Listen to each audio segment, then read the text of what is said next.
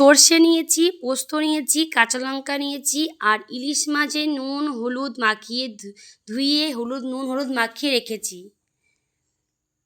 সর্ষে পোস্ত ইলিশ ভাপা বানানোর জন্য শিলেতে সর্ষে পোস্ত কাঁচা লঙ্কা নিয়েছি, নিয়ে ভালো করে বেটে নিয়েছি।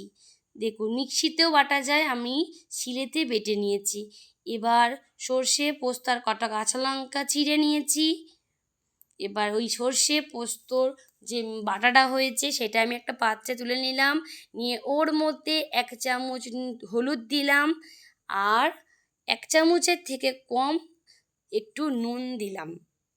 সর্ষে পোস্ত কাঁচা লঙ্কা বাটার মধ্যে দেখুন 1 চামচের থেকে কম দিলাম, যেহেতু মাছের মধ্যে আমি নুন হলুদ মাখিয়ে রেখেছি।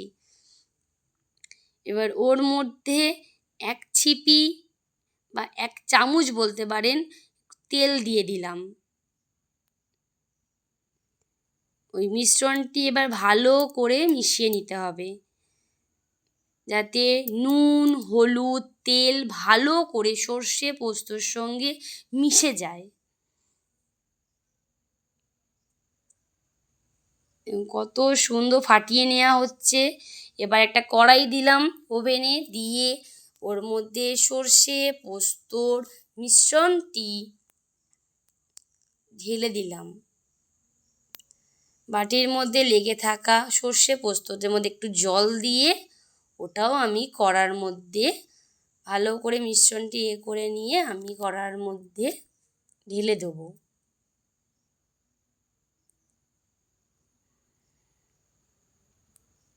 দেখুন সর্ষে পোস্তর মধ্যে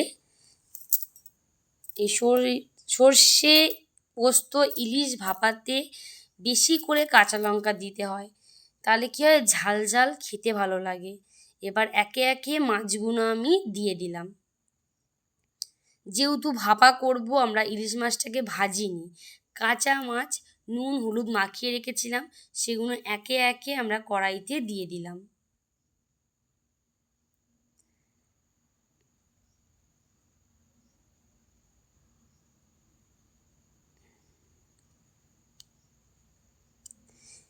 এবার চিড়ে রাখা আমাদের যে কাঁচা লঙ্কাগুলো ছিল ওগুলো এবার একে একে আমি কড়াইয়ের মধ্যে দিয়ে দেবো।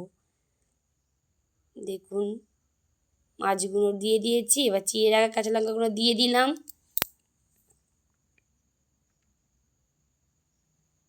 ঝাল ঝাল খেতে ভালো লাগে, যারা ঝাল খেতে পছন্দ করেন না, কিন্তু ইলিশ মাছ একটু ঝাল না দিলে ভালো লাগে না। এবার একটা থালা দিয়ে আমরা ঢেকে রাখলাম।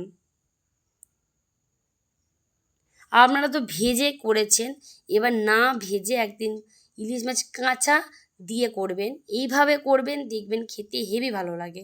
এবার আমি ঢাকনা খুললাম, খুলে মাছগুলো আলতো আলতো করে নেড়ে উল্টে উল্টে দিলাম, যেন মাছগুলো ওই পিঠগুলো ভালো করে মশলা ঢুকে যায়।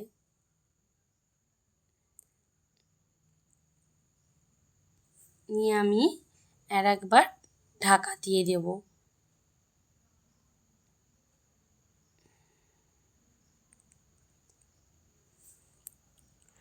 এবার ঢাকা খুলি, দেখি মনে হয় সর্ষে পোস্ত ইলিশ ভাপা রেডি আমাদের। দেখুন কত সুন্দর, গ্রেভিটা পুরো একদম মাখা মাখা হয়ে গেছে আর মাছগুলো পুরোপুরি সেদ্ধ হয়ে গেছে। দেখুন কত সুন্দর সর্ষে পোস্ত ইলিশ ভাপা রেডি। নামাবার সময় একটু সরষের তেল দিয়ে দিলাম। দেখুন কত সুন্দর রেডি আমাদের সর্ষে পোস্ত ইলিশ ভাপা। নামাবার সময় সবসময় একটু কাঁচা সরিষার তেল দেবেন, খেতে খুব ভালো লাগে। দেখুন আমাদের কিন্তু সর্ষে পোস্ত ইলিশ ভাপা রেডি। দেখুন গ্যাস আমরা নিভিয়ে দিলাম। এবার আমরা একে একে মাছগুলো তুলে নেব।